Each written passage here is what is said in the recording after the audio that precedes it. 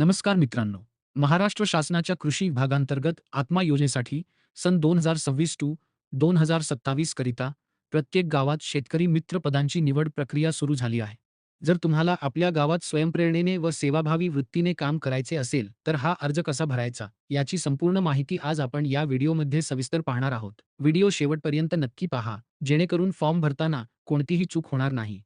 मित्रांनो, या अर्जासाठी तुम्हाला कुठेही ऑनलाईन शोधण्याची किंवा गोंधळून जाण्याची अजिबात गरज नाही. तुम्ही थेट तुमच्या गावातील कृषी सहाय्यक यांच्याशी संपर्क साधून त्यांच्याकडून या अर्जाची प्रिंट मिळवू शकता. कृषी सहाय्यकांकडे या अर्जाचा अधिकृत नमुना उपलब्ध असतो.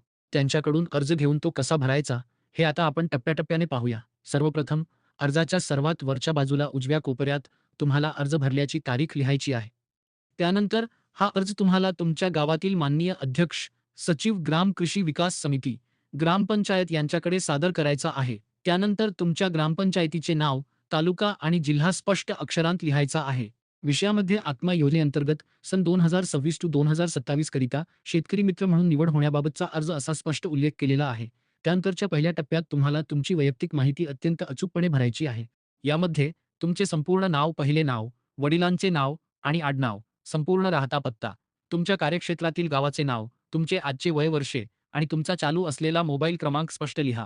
त्यापुढील रकान्यात तुमचा 12 अंकी आधार क्रमांक नीट लिहून घ्या. शेवटी तुमचा तालुका आणि जिल्ह्याचे नाव लिहून वैयक्तिक माहितीचा भाग पूर्ण करा. दुसऱ्या टप्प्यात शैक्षणिक पात्रतेची माहिती द्यायची आहे, ज्यासाठी अर्जात एक तक्ता दिलेला आहे.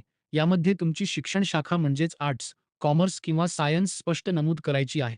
तक्त्यामध्ये उच्च शिक्षणापासून सुरुवात करायची आहे, जसे की पदव्युत्तर, पदवी म्हणजे पोस्ट ग्रॅज्युएशन, पदवी, पदविका, डिप्लोमा आणि 12वी HSC. तुमचे जे शिक्षण पूर्ण झाले असेल, त्या समोरील रकान्यात तुमची शाखा आणि मिळालेले टक्के अचूक भरा. तिसऱ्या टप्प्यामध्ये कौशल्य व इतर तांत्रिक माहितीचा समावेश आहे. शेतकरी मित्र म्हणून काम करताना डिजिटल माध्यमांचा वापर करावा लागतो. त्यामुळे तुम्हाला WhatsApp, Facebook, YouTube वापरण्याचे ज्ञान असावे. यासोबतच कृषी विभागाचे विविध मोबाईल ॲप्स आणि MIS पोर्टल हाताळण्याचे किमान ज्ञान व कौशल्य तुमच्याकडे आहे. ही बाब इथे नमूद केलेली आहे.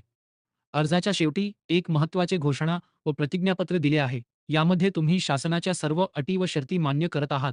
तुमच्यावर कोणताही फौजदारी गुन्हा दाखल नाही आणि हे पद केवळ मानधन तत्त्वावरील असून भविष्यात कायमस्वरूपी नियुक्तीचा कोणताही दावा तुम्ही करणार नाही, याची ग्वाही दिलेली असते. सर्वात खाली उजव्या कोपऱ्यात आपली विश्वासू खाली तुमची स्वाक्षरी करा आणि तुमचे नाव लिहा. हा अर्ज तुमच्या कृषी सहाय्यकांकडून मिळवून व्यवस्थित भरा आणि आवश्यक कागदपत्रांसह तुमच्या ग्रामपंचायतीत वेळेत जमा करा. हा व्हिडिओ आवडला असल्यास नक्की लाईक करा, कमेंट करा आणि तुमच्या गावातील इतर मित्रांसोबत शेअर करा. अशाच नवनवीन सरकारी योजनांच्या माहितीसाठी आपल्या चॅनेलला सबस्क्राईब करायला विसरू नका. धन्यवाद.